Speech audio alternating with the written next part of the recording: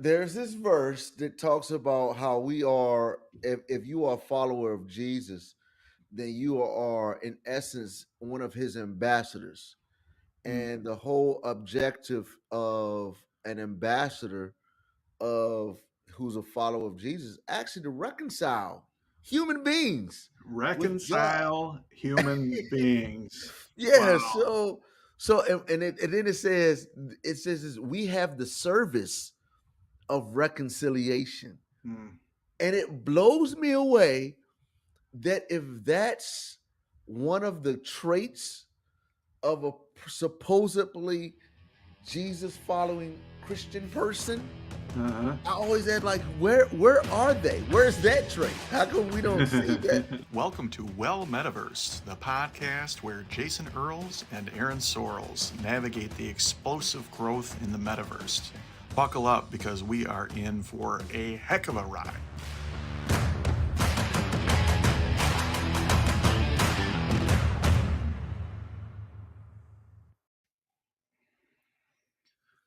Another episode of what's the name of this thing again? The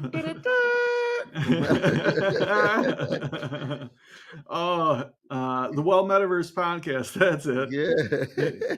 Boy, that was a throwback. Like I feel like that might be Mr. Rogers. Like That's hysterical, dude. It's King Daniel. That's funny. there it is. Yeah.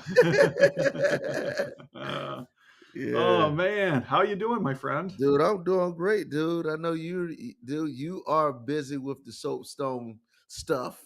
Today's big day. Yeah, huge. Yeah, Terry and I we just landed this morning from we went to Miami for a wedding. So Miami. yeah, pretty cool, man. Cool. So it's And- cool. It's kind of tell you why we went. It's just like what we're seeing with soapstone. It's you help out in a process, you know, sit with someone, and then you see them launch or this what you've helped them strategize become a reality. Mm. So my wife and I got a phone call from a very close family friend who lives in Los Angeles and does a lot of stuff that most of us consume of. Like for instance, this friend helped choreograph part of the Super Bowl halftime show. Really? Yeah. So Wow. and so this friend called us and said, "Hey, man, my cousin, who's also in this industry, and his fiance, who's in this industry, they probably could use y'all's help." And because most people don't know, I don't even know if you know this, but my wife and I have developed this marriage enhancement programs. All right. Yeah, so one is we wrote a workbook and actually teach it cross country called Marriage DNA, Uh-huh. where we help couples discover their uniqueness as a couple and help them learn, how their marriage can impact their marriage. In a sense, is a vessel of leadership that helps other people become better human beings. Wow. Okay. And so we walk them through that, and then we have another one called Vow to Laugh. That's why I do stand up comedy. We have a DJ. I do stand up comedy, and then my wife and I come on stage, and we have a very funny but real marriage conversation. We let people into our world about what we struggle with, what helps us, Wow. and the Nice. commonalities. Yeah. Nice. So, and then there are times when we do couples premarital counseling, which is why our family friend called. It's like, hey, I think y'all can help this couple. So we did their premarital counseling, and then they got married. So we flew down. So effective premarital counseling, maybe. Hey, we'll see. Yeah, Yeah. we'll see. So far, yeah, it's really good because we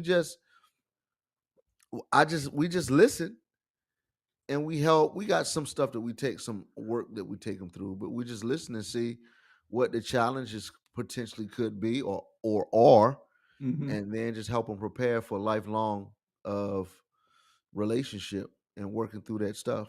or not working through them. Very cool, man. Well, that's an incredible service to people to help lay that foundation, because marriage, that's one of the most important relationships we enter into. Absolutely. And it will test you at every point that you're vulnerable Oh, in. yeah, yeah, If yep, you got a weak spot, God will use your spouse to test that, to push that button and to strengthen you in it. yeah. And Yeah. and if it's done right, there's no place to hide. If marriage is Absolutely. done right, there's no place to hide. Absolutely. You're right, naked and unashamed. There it is. Yeah. Yeah. So Miami, that's a fun spot to zip off to. I'm a little jealous. I'm in Michigan and it's snowing. Bro, yeah, it was Miami's different. Typically I go to Miami and I stay kind of on the outskirts, not necessarily on the party scene or like the where the superstars hang out and the Yeah. stars. But we couldn't help it this time. We were thrust into that community, which Thrust was into the superstars, huh? Oh, these were celebrities that you were counseling and somewhat, yeah, they yeah, were, yeah. yeah, So yeah. celebrities can be relative, but it's funny, man, because at the wedding we saw, it was some of the people that we've seen and that we see consistently on TV or Ah, on the big screen. so you were hanging out with the big dogs, huh? That's funny, man. What's funny is there was one guy, I greeted him like one of my friends, and he was like, "Yo, what's up?" And my wife kept saying, like, him and a few other people looking at me like, "Don't we know him? How do we know him?" that's that's where you want to be. You want to be hanging out with the big dogs and have them trying to figure out who you are. Yep, yep. That's cool. That's cool. Yeah, Too funny. yeah. That's funny though when you meet or are in the orbit of a celebrity. The handful of times I've had the opportunity to do that, uh, they seem 100% across the board, um, so appreciative of just a genuine non starstruck relationship. To like you said, Absolutely. to meet somebody, greet them like they're your friend. Yeah, Like, and it's because it's the bigger the star, the harder it is for them to get that. absolutely. And yes, I just tried to act like I was with, Aaron and the soapstone, just Yeah, yeah, a cartoon celebrity. yeah. Hey, celebrity nonetheless, Yeah, yeah. nonetheless. Yeah, man. Well, that's cool. I'm glad you had that opportunity to both go hang out with some stars and experience that, but also, and more importantly, to be able to breathe into their marriage and such an important part of their lives. And you know what's funny, man, is that's why it's important for there's this verse that says, let love be without hypocrisy. Or in other words, when you love someone, be authentic with that person, with your love. Don't feel like you gotta be you gotta be less than or bigger than. You just be your true authentic self. And man, just being in that environment and just my wife and I being ourselves and seeing the impact that we were able to meet some new friends, some folks who just talking.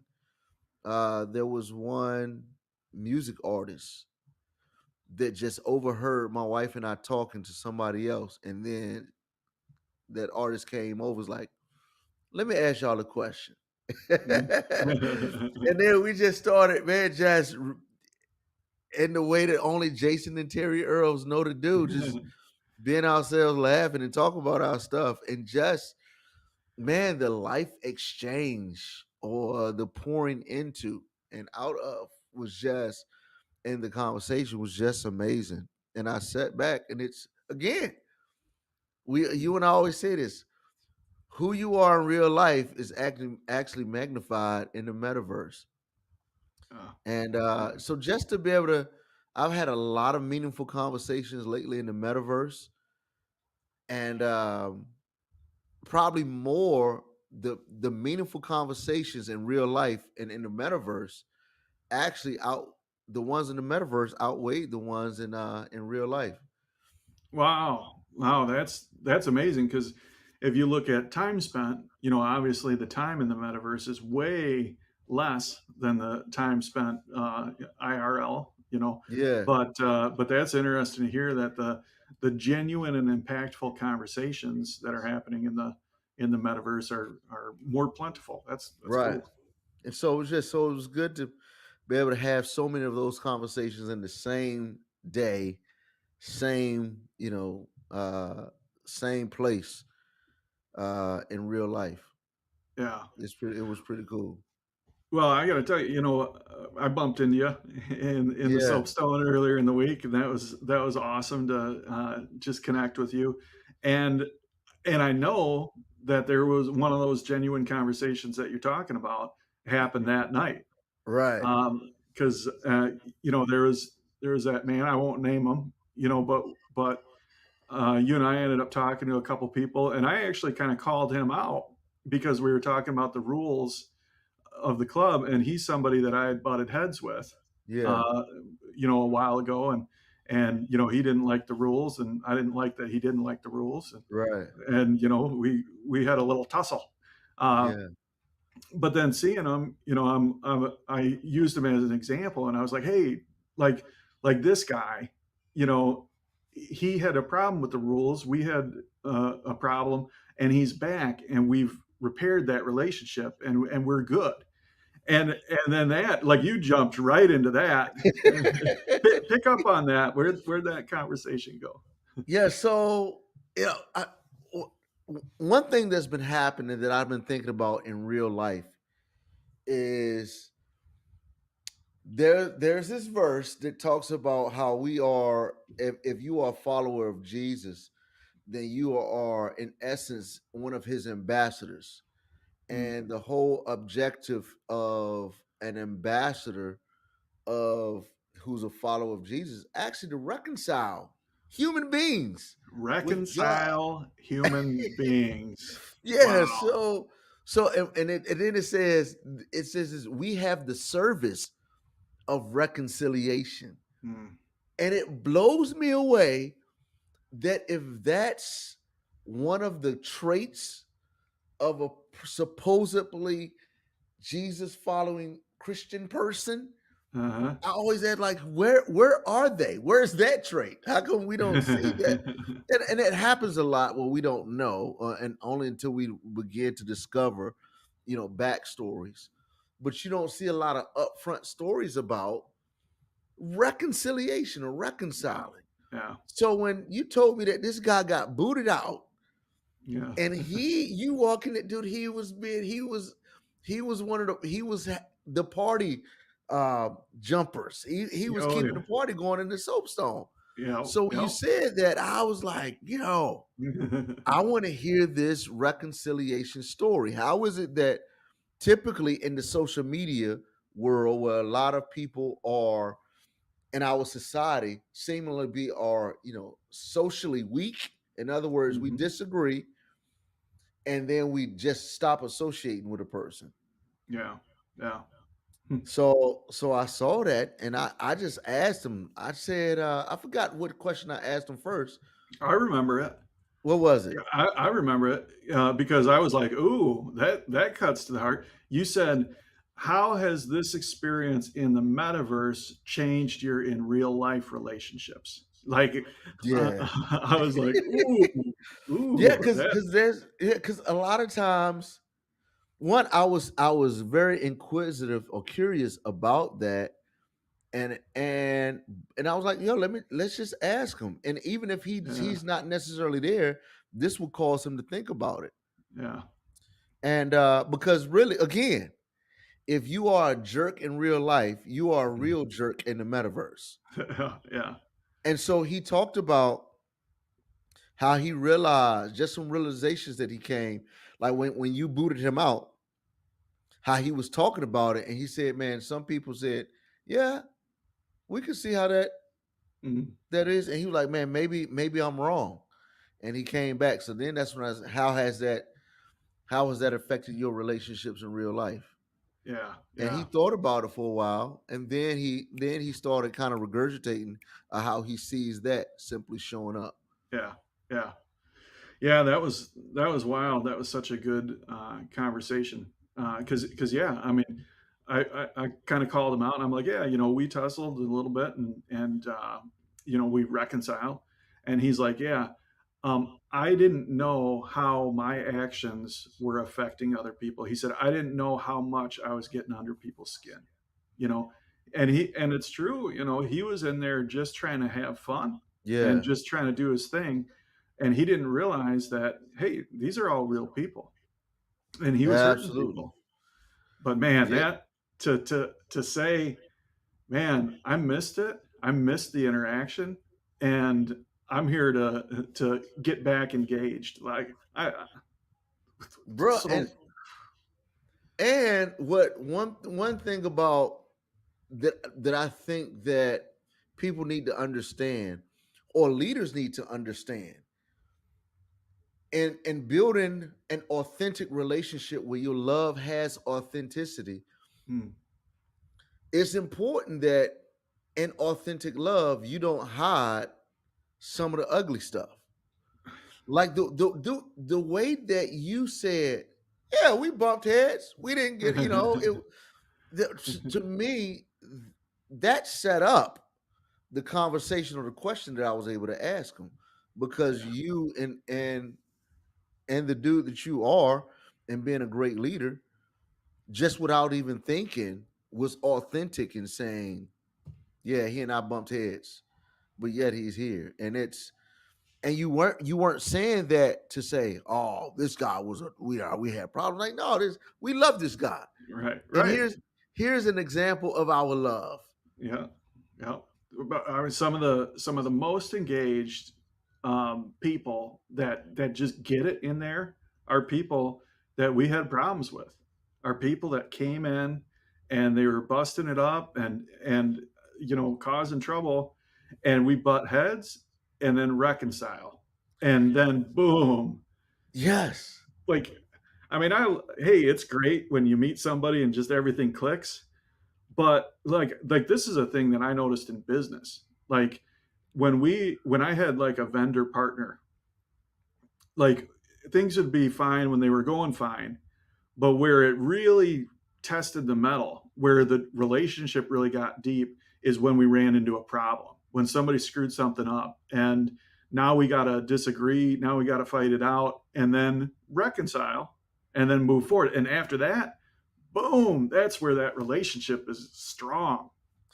And just like a person will be weary till rested, I guess love will always be a theory till tested. Oh, Yeah, mm, that's mm, William mm. Branch, a quote by him, the ambassador. Yeah. Ironically, uh, yeah, that's his hip hop name, the ambassador. All And right. I just never, that phrase just sticks out to me, man. Like, we can say that we have love for a person, but just like a person will be tired until he gets some rest, he or she gets some rest. Love will always be this concept, or this theory, until it's tested. Yeah, Love has to be proven, man. Love is that's more right. of an action than the theory or an idea. So yeah, like the couple that we just saw get married, they started off rocky. Like, they Yeah. didn't like each other at first. From the moment that they first met, the bride was, her thing was, why is he here? Why is he even in the car with us? And then the groom was like, man, why is she tripping? Why is she like this? But yet, it's somehow, they realize that, what, there's actually something about this person. And there's a principle there. Just because you clash with a person does not mean that that relationship needs to end. Just because you have a disagreement does not mean that you need to bring an end to this relationship. In fact, that could be an indication that that person has a great balance to bring you a great worth or value to add to your life.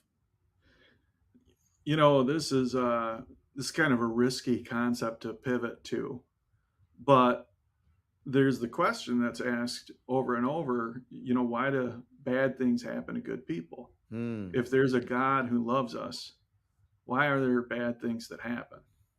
That's a You great know, question. and maybe the heart of it comes from this whole dynamic that we're talking about. Hmm. Maybe our relationship with God is deeper, is more genuine, is more fulfilling in the times of hardship than it can even be without those times of hardship.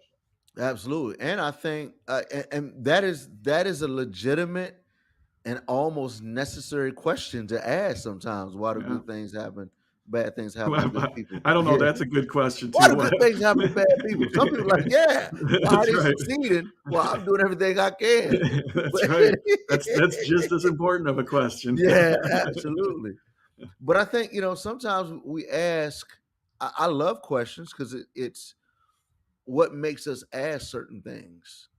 Yeah. And sometimes it could be the that question can be asked sometimes as an, forgive me for using this word for the person who's asked this question, who's asking this question, but sometimes it can be used, here's that word, as an excuse not to engage. Mm. Yeah. In other words, I hate this, that this thing happened so much. The person who allowed this to happen, be it God, you know what? I don't want anything to do with them. I'm gonna, instead of really trying to ask and dive into that question and trying to understand it with the real, genuine, and pure heart, I'm just gonna ask that question with the attitude to say I can't stand him. Yeah. Yeah. Because ultimately, again, like there are some things that he may allow that you felt like he could have stopped, but it could be oftentimes that and his sovereignty, meaning, he does what he does and he's on a whole different pay grade than I am. Sometimes his ways can't be totally understood, but sometimes, like this old lady who saw a butterfly breaking out of the cocoon, and she just it killed her to see this butterfly struggling, Mm. just wiggling for its dear life to break out a cocoon. Mm. So what she decided to do was help the butterfly to eliminate the difficulty and peeled off the cocoon. But she didn't know her compassion Mm. wasn't supposed to substitute her understanding. Mm. Those are two different things. She was very compassionate but lacked understanding. Mm. She didn't understand that God had designed the cocoon so that the butterfly, in working its way out and struggling through the cocoon to get out of the Mm. cocoon, worked out every single muscle that enabled the butterfly to fly. Yeah. So by the time she pulled off the cocoon completely, the butterfly couldn't fly because those Mm. muscles weren't worked out, and the Mm. butterfly died. Yeah. So oftentimes, the difficult times and the bad things work some muscles in Yeah. us. And And that's, I mean, this is why this is such a dangerous line of conversation to get into, yeah, because there's the people that fall into that category that you mentioned, that aren't asking why do bad things happen to good people, but are mhm, saying I'm not going to love God because bad things happen to good people. yeah, The people that fall into that category, a thing that's 100% consistent across the board is they have pain absolutely. and they have experienced horrendous things Yeah, to turn them to that position. And while there's such truth, such beautiful simplistic truth in that analogy, of the butterfly and needing to go through those things. It's so dangerous because the people that have experienced it, like, aren't trying to hear that. Absolutely. And what's tough about having this conversation, you and I, is the person listening to this conversation got all these rebuttals. Like in my mind, as I was Yeah. telling the butterfly story, I had a bunch of but what, but this. Right, right. What about the person who was a kid and didn't have a choice of these Yeah. poor choices these adults made, Right. and the child became victim to the stupidity or the perverseness of an adult? Right, Like that. right. That's a big question I have. Like, okay, Yeah. if God is so good, Yeah. why does that kid get molested? If Mm. God is so Oh, good, yeah. why is this sex traffic going on? Why, if God is so good, why is it that for 200 plus years my people were enslaved? Like, if God is so Right, good, right. like I got talk about questions. I got a Right, lot. right. I got a lot of questions. I got a lot of them. Yeah. That the butterfly, that butterfly analogy, just like I don't think God designed, like, okay, I get the cocoon, Yeah. but slavery or sex slaves, like that. Yeah. You mean tell me God designed? Like, no, no, no, no, no, no, no. God did not design that. Right. Somehow, that's why I use that word sovereign, which is a dangerous word when people don't understand it. But it's like, for some reason, God God did not want humans to be robots. Right. So he allows us to have free choices and make our own choices to prove that love will be a theory until tested. Yeah, right. Yeah. And in the process, like, he made humans with this ability to make their own choices that Yeah. affects other humans. But the thing is, we look at these poor choices that human makes and how it affects us horribly. Yeah. And then we ask that question, well, why does God allow these bad things to happen to good people? Again, great question, but don't stop there. Hmm. It's like, okay, how does God, being the greatest comeback or underdog story writer of all Hmm. times, how does he allow another human who's a victim of a horrible human's free choice? Hmm. How does God give grace and mercy and a comeback story for you? To the beauty for ashes is what we call it. Mm. How Yeah. does he? What does the beauty for ashes look like in coming back from that?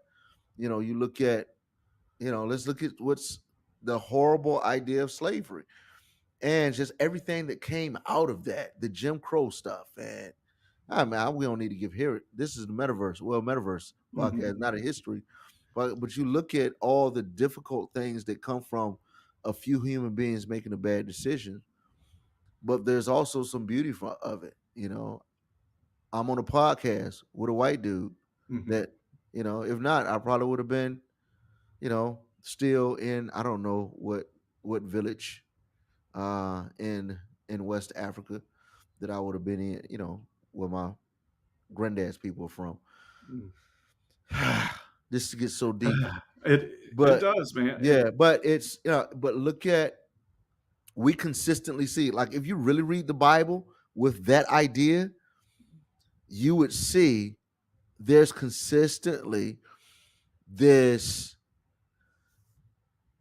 God, for whatever reason that I may view as stupid sometimes, allows this tough stuff to happen, but yet in the midst of it, you see the underdog overcoming story all consistently. You look at this little country or this little group of people.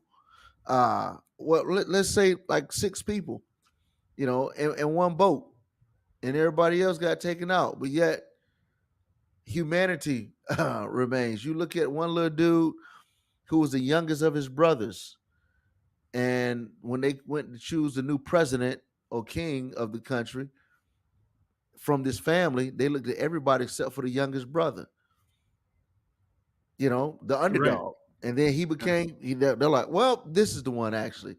But then when he came to fight, to fight, like all the men didn't want to fight this big, humongous dude named Goliath. But yet, Yeah.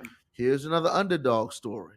You look at the Titanic, even in movies. It's like it wasn't the Titanic say it was the underdog, the little boats that saved the people. You look at, how come that Gilligan's Island wasn't named Skipper's Island?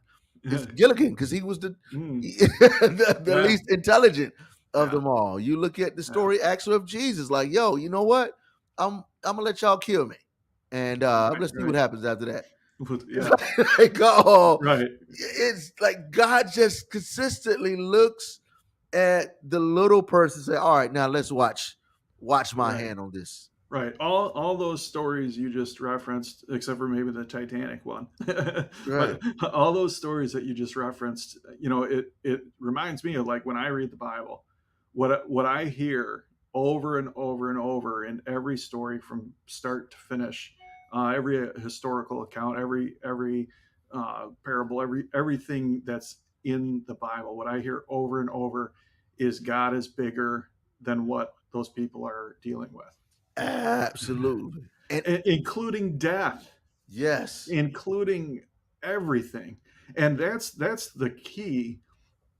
When we talk about these horrendous things, the sex trafficking, molestation, slavery, these things, the people who have experienced those things, that might be the biggest thing possible. There is nothing bigger than what happened to them. But then Yeah. we've got this God that doesn't say, I made that happen to you. Right. But it says, even though that happened, I'm bigger than that. Absolutely. It's And what I love, you use one very good phrase that I love: historical accounts. yeah. Like this stuff this stuff isn't made up. Well, Gilligan was, but man, when you go, like, going over to Israel, taking the tour, like, oh crap, this stuff, even before then, like reading some not Christian writers, but like straight up historians who weren't Christians, Yeah. and some are like this dude named Josephus, and the stuff that he would write, just being a historian, recording this stuff and seeing like, oh, this stuff is pretty consistent. Even like, I love having slavery conversations, because typically people have their two trains of thought. Sometimes people like,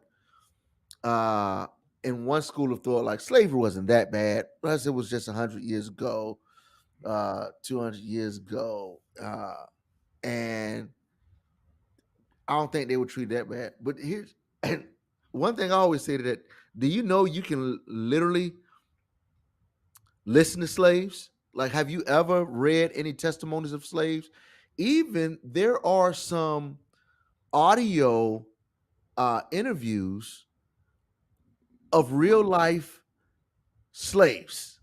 Wow. Yeah, you can go on YouTube and just interview the free slaves, because most people think slavery was super long ago. It was my great grandparents were living when slavery ended. Mm. So it's like, don't just, again, this is not a history lesson. This is a the idea is, if you have such this crazy, I can't stand God because this negative stuff happens, listen to other people who've had some horrible negative things happen to them. Mm. Listen to these testimonies from people who were in slavery. So insightful. Even though my kids don't like, one of my kids, like, if I'm reading some stories, like if there's a story about a slave and I'm doing that at night, they're like, oh, I'm scared to go to bed now. Like, girl, nobody's coming to get you tonight and go and go put you in captivity. Calm yourself down. Yeah. Yeah. So yeah, man. But man, and that's a great question. Then I'll always end it with this. Not end it, but another thing you got to ask is if God is like really righteous and holy, like He say He is, and He doesn't like evil. How come things aren't worse than what they are? Yeah, It's like, yo, like if He really hates this wrongdoing, and there's so many wrongdoing, how come He just ain't destroyed the world right now, like or last week?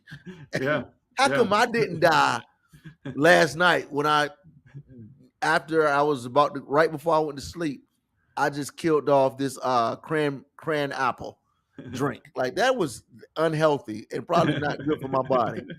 How come He just didn't kill me off in my sleep? right. Really? That's Yeah.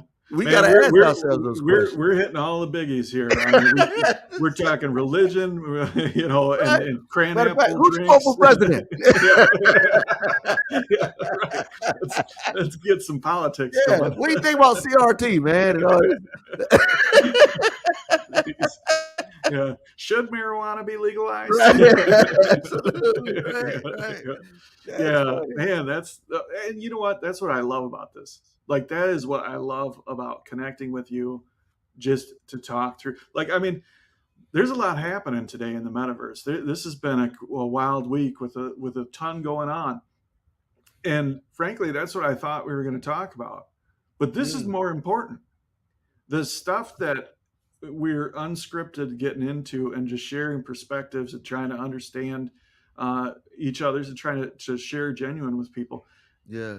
It's far more important than the stats of what's happening. It's far more important than the drama of what might be happening in the metaverse. It's far more important than the strategies on how we're trying to overcome that. This is where it's at. Like this, like getting into the nitty gritty, like the meat of it, the questions that make us go, man, why am I here? And why doesn't any of this make sense? You know? Right. And that's why sometimes, although the stats, the data stuff is very important, especially when you look at building a company, building an organization, building a world in the metaverse, you don't want to ignore those questions. So for those who maybe have had those questions or tried to bury those questions or may try to use sometimes the metaverse as a distraction from that stuff. Like, yo, don't be afraid to explore those questions in a genuine way, especially with somebody. Like I'm welcome to, hey, I can show up at Soapstone, we can sit by the fire, take a walk and have some conversations about these things. But the flip side of that too is, especially as men of faith or people of faith, or for that matter, anybody who is wholeheartedly enthusiastic about a perspective. We got to be careful that we're not manufacturing or fabricating the opportunities to persuade people. Absolutely. Like, yeah, I'm just like, yo, I'm talking about for the health of people, because when you got some of those questions, and those questions aren't explored in a healthy way, you begin to respond to people in a way that'll get you booted out. That's right. It's just like, yo, why you so obnoxious, bro? Yeah. Or why you so anxious? Why you so easily offended and at any waking moment want to kick somebody out? Like, why? Like, where's that coming from? And here's something, okay? Some of these questions you cannot answer without faith. And people associated with faith have hurt a lot of people. Oh, come on, bro. and so many different ways. Yeah. Whether it's being on TV, say, hey man, if you got a prayer request, write it on the back of a blank check. That's right.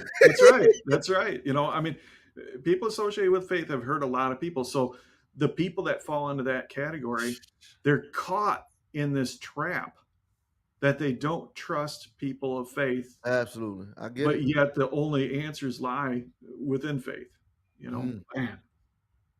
I didn't think we could get deeper, but boom. bro. Yet here we are. Yet here we are. Yeah, such a perplex, complex, such a complex perplexity that we find ourselves in. That's right. You know, Poetic. Yeah. that's why it's Yeah. good to tell some jokes in the soapstone. That's why. That's right. Yeah. That's why. Yeah. And if you're not in a spot to sort all that out, just come tell some jokes. Just come tell some jokes. In fact, I would prefer that anyway. That's right. That's right. Like we could go deep if we want to, but if we had to, but Yeah.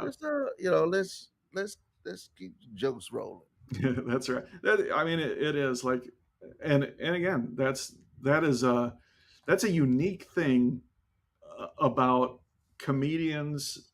I won't even just say of faith, but comedians that have strong philosophical opinions on things. I'm Yeah, going to say that because it goes further than just comedians of faith, but comedians that have strong philosophical opinions on stuff. Um, there's this ability to get deep and dive deep on stuff that we're passionate about and then laugh. And bro. it's One beautiful. comedian, man, I was hoping that my career got to a certain place so I could be able to hang out and talk, and I call it philosophizing, with this person. And that's George Carlin, man. Oh, I just dude's got some different he got completely different views than I do on some areas. And then in some are like, dude, I thought I was the only one that thought about right, right. that. Yeah, And I mean, what would you give for to sit dude, down and just have genuine conversation with him, like yeah, because his some of his comedy to perspectives? me is very thought provoking, man. Absolutely, And absolutely. again, I'm always in this weird space where I'm writing some minutes, and then some moments I'm deep. Think about, man, how would Socrates answer this one? Mhm. Just so having a dude like George Carlin just to kick it with would be fantastic. That's why Right. I read some of his stuff. In fact, he did the 5 words you can't say on television, and I did a comedy special called Seven Jokes You Couldn't Tell at Church. That's right. That's right. Seven Yeah. jokes I couldn't tell at church. Yeah. Yep. That's yeah. I didn't see that parallel there until you pointed it out. But yeah. Yeah, and that wasn't purposeful. It was just these are 7 jokes I want to tell. And when I perform at churches, I can't tell these jokes, but I'm gonna tell them. And Right. I don't want anybody to feel like, man, I'm gonna hurt my career. And this might be trying to go another level of deep, Yeah. another level of depth. But I was just like, no, I'm gonna tell them. It doesn't change who I am. It's just you have a perspective that a person probably shouldn't say these things, and I'm gonna say them. You're right. We Yeah. dialed it up again. Like, because man, to not and this is like one of the big things that I hear in the soapstone is how are you going to be able to tell how are you going to call this a comedy club? How are you going to have people telling jokes in here and not allow cuss words, not allow this, that, or the other thing? And Let's you keep can burning do it. focus. Yeah, you can do it. There's a way, but all of it, all of the comedy, in order for it to be comedy, there has to be a certain level of discomfort Yeah. and there has to be a certain level of surprise. So the jokes that you can't tell in church, you need to have that. It's oh man, But you also need to know your audience. yeah, right, right. Had I not known how to do clean comedy, I probably wouldn't be able to do the 7 jokes I couldn't tell at church well. Hmm. Hmm.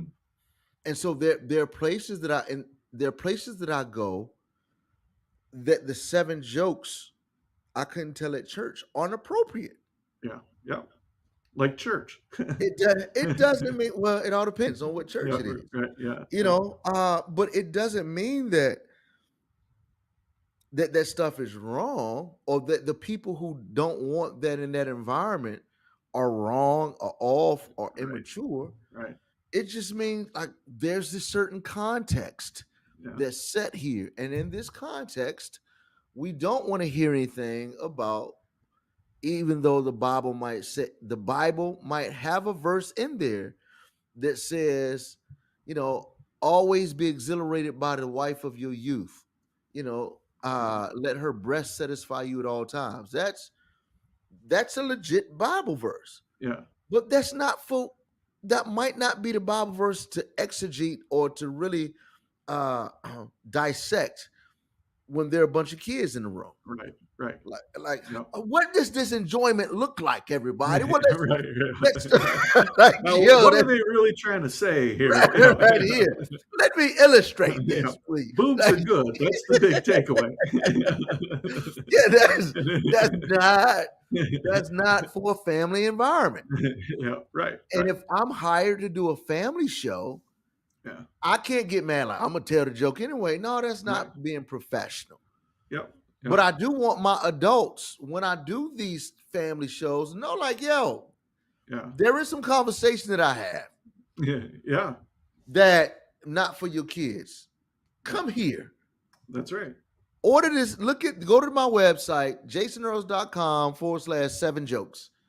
And you can see some of these jokes, people. And then what I've learned, adults appreciate that. Like, oh, Yeah. he's got okay, he can talk finances, but he can also talk basketball. Yeah. Yep. You know, it's like when you if there's a person that you talk to and all they know is sports, that becomes a little. I don't enjoy that person than I do the person who can talk to me about sports and leadership, Right. Right. sports and business, sports Yep. and finances. Like, give me Yeah. that person. If you tell me that you are in management, upper management, middle management of a Fortune 500 company, but like I don't want to talk about that, man. Let's talk about this Final Four tournament. I'm like, yo, Yeah. like yeah, let's talk this. I don't even need to know. Like, we can talk business leadership some other time. Like, Yeah. let's just talk about basketball now. Right. Right. Thank you. Yeah. So if somebody knows that, hey, this dude has some mature stuff, but he also, you can bring your kids to this particular show, and Yeah. we all gonna enjoy it. Yep. Yeah. That's And- and it's good to know the difference, and it's good to be able to describe that as people are considering you for a position or for a show. You know, it's good to be able to I don't know. quantify that and describe it. Yeah. But I think that's a lot of explaining. And I don't Yeah. think most people look for that explanation, which is sad, which is why I was hesitant to do the 7 jokes, Yeah. because most people hear this joke like, oh, we can't bring them in Yeah. because this is going to be a family show. And I'm like, Yeah. give me a little bit more credit than that. Yeah. I think I may have said this before. I had a meeting because I had this major event and I had to have a meeting. They want to know, was I going to tell certain jokes? I'm like, really, guys? I appreciate you asking, because you have to have, you know, if you're in charge, there's certain things you got to know, but just know you can trust me. I got sense Yeah. enough not to do Yeah. those jokes. A professional. Yeah. Yeah. Well, you know, there was one of the churches in West Michigan that I have done some comedy shows with. There was a convention of pastors, and they hired a local MC to come in and do comedy. Uh-oh. Yeah.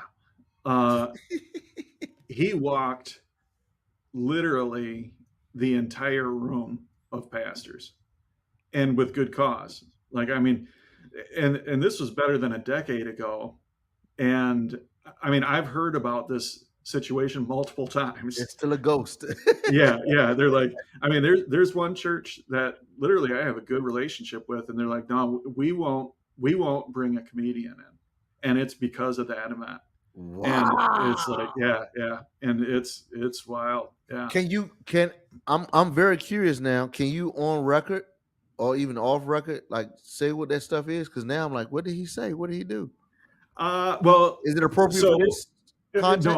no, it's inappropriate for this Okay. context. I mean, there was like, so I mean, you've had this feeling Now before where you get on stage and you start bombing, yeah, and like sometimes what a little bit of panic will set in, right. and sometimes if that panic sets in, people will just dial the knob, just spin the knob to 10, Yeah. and that's what happened. Like this Uh, guy got up and started making some inappropriate jokes, huh. and people didn't respond well, and Yeah. he panic set in and he spun the knob, and it went to stuff that would probably walk Dave Chappelle. I mean, it like he went bad with it. Like Wow. like everybody needed to watch. Actually, I don't know how he got to finish. I don't know who the last person out was, but maybe the second to the last person should have said, "Hey, you know what? You got to Wow. get off stage." But Okay, here's the question. You putting on an event and that happens with the guy that you got on stage. What are you doing? well, oh, if it's me, No, not if oh you telling the jokes, but no, you're no, in no. charge of this event, and the person that you brought in is on stage doing that. He's spinning the bottle, bro. Well, What? again, the church that I've worked with, the Uh-huh. pastor of that church is the guy that brought him in. So, like, I mean, like he's the guy that said, "Ooh, I know this guy. Let's bring him in." So, like, but I mean, to his credit, like he's hired Clean Comedy Time to come in and Yeah, and do shows. So, I mean, that's commitment to comedy right there. yeah, absolutely. Like, yeah, absolutely. Well, but Yeah. that's great. There's a I forgot who said this, but creating an environment where you can fall forward. Ooh, yeah. That's that's probably one of the most for me growing up in an environment where everybody felt like they had to put on this facade of perfection and having it all together, and that's what we strive for, so we don't fail. Even when we do fail, we don't admit it. Yeah. But man, having a culture where like, yeah, well, that was the wrong guy to choose. Right. We blew that one. Yeah. Hopefully we get it right next year. Yeah, That's like right. how can Yeah. we avoid that? Like Yeah. why, why how did that one fall through the cracks? Yeah. So yeah, man, I think that is just phenomenal that you can be a good sport, have everything in perspective. Yeah. Yeah. I think that's huge, and he's someone who genuinely appreciates the communication style of comedy and how powerful it is. Yeah. So that's cool to get a black eye like he did, to get beat up bad, make a terrible decision that blows up in front of all your colleagues and friends. I mean, this was a convention of Right. pastors, all his colleagues, and a decade later, people are still talking about it. Like that's you messed that one up. Ooh, dude, I would love to interview him. Yeah, I could probably make that happen. Like on your podcast, are you talking Yes. about? Yeah, Yes, I would yeah. I love to I do can that. set that up. I can set Please that up. do. Okay. Okay. That would be yeah. And then everybody who because I know some people like, so what did he say? Yeah, right. You can ask him. You can You can ask him. you can come to my podcast and listen to That's it. right. That's right. But this is where you plug your podcast, by Yeah. the way. Yeah, you go Jason Earl's jokes aside. There it is. There Well, it wisdom and is. insight is the main course, and jokes are just a side dish. Let's go. Yeah.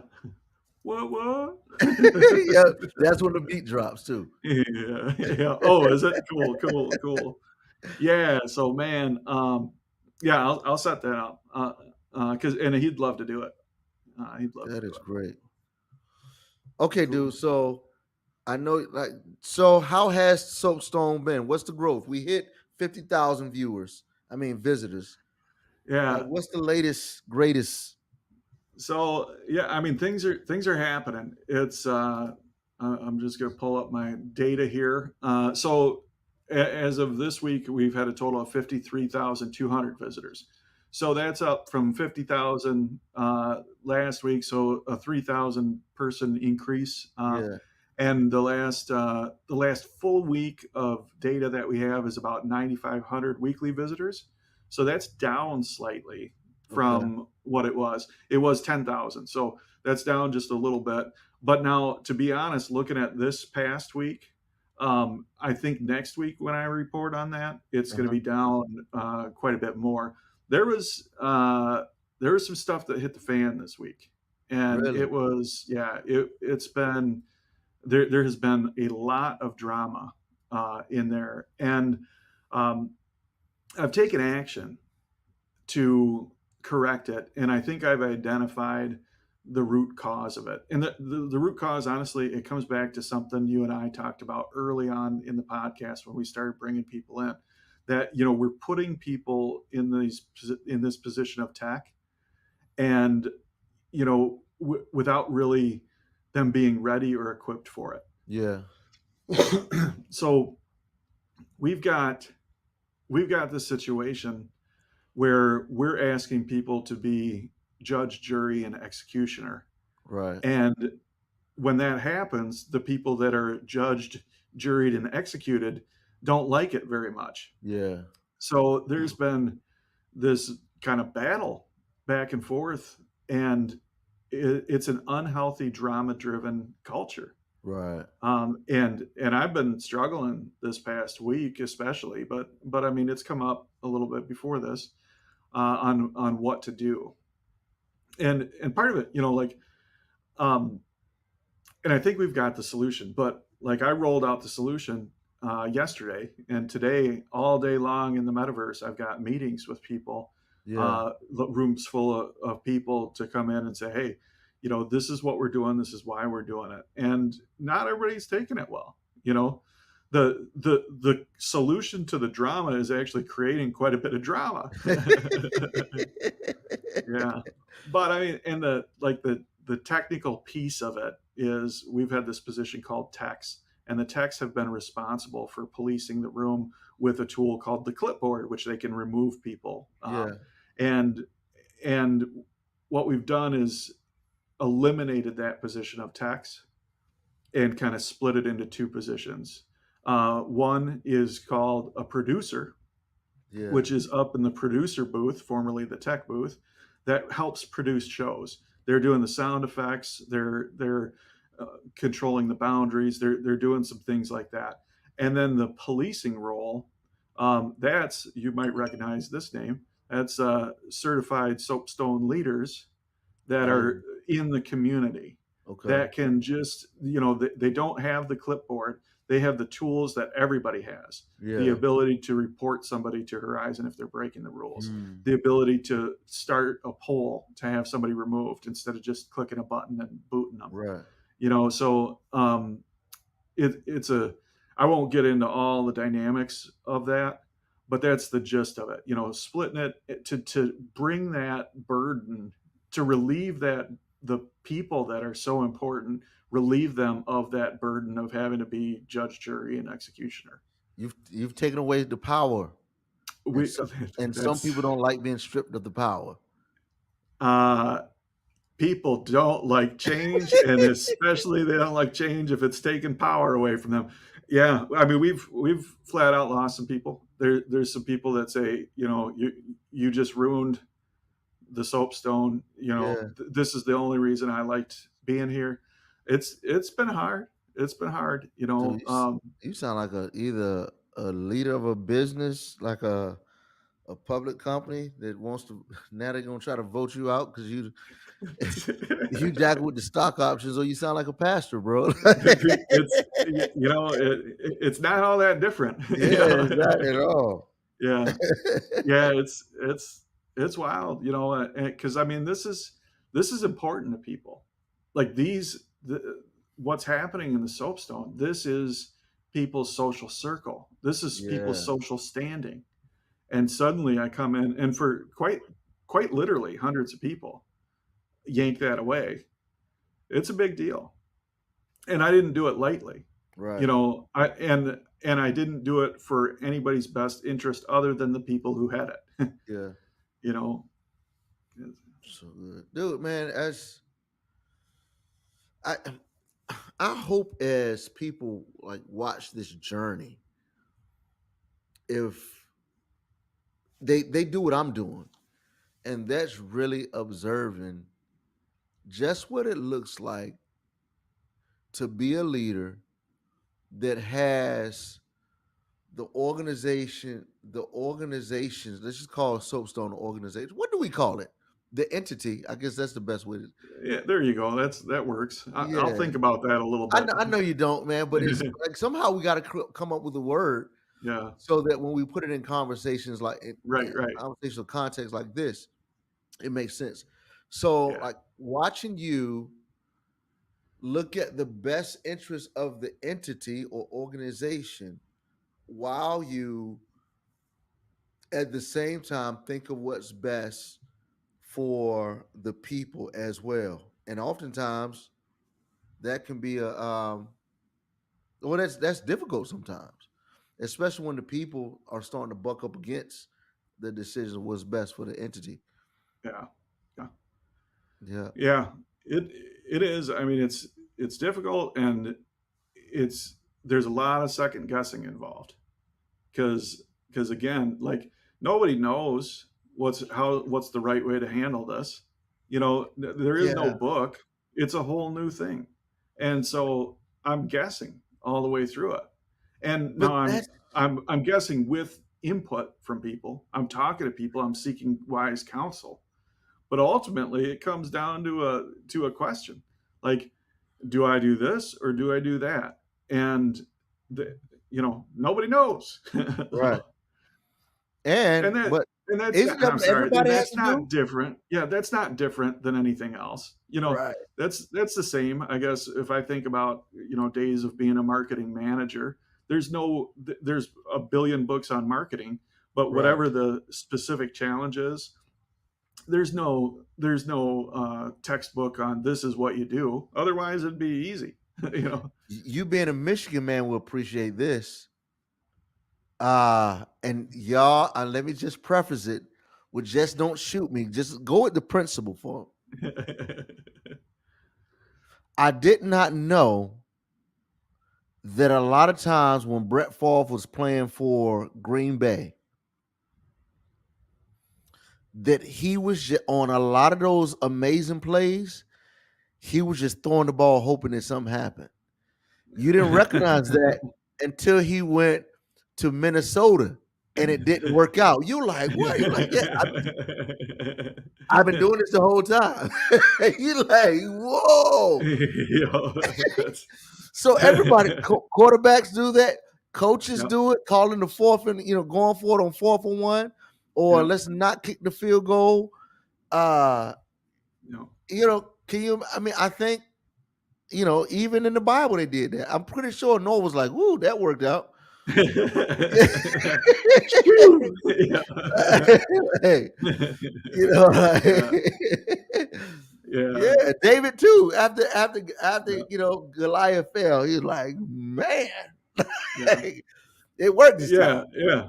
That's boy. I like that analogy. Just kind of throw the ball down the field and hope that you got enough talented people around to make something happen. And like, his goal in that is not that 100% of the passes be caught, and it's not 100% success.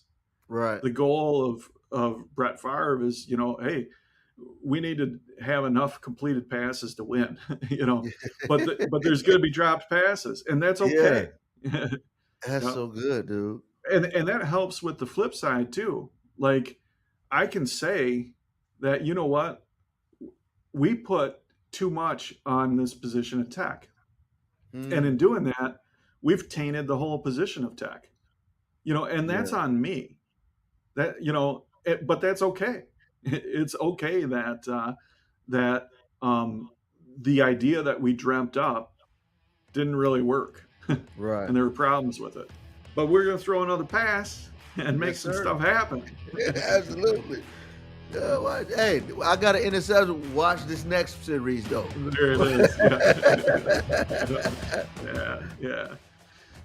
Thanks for joining us on this adventure. We will be back next week with a brand new episode, and you can always find us at jasonearls.com, theunemployedalcoholic.com, or at the Soapstone Comedy Club in Horizon Worlds.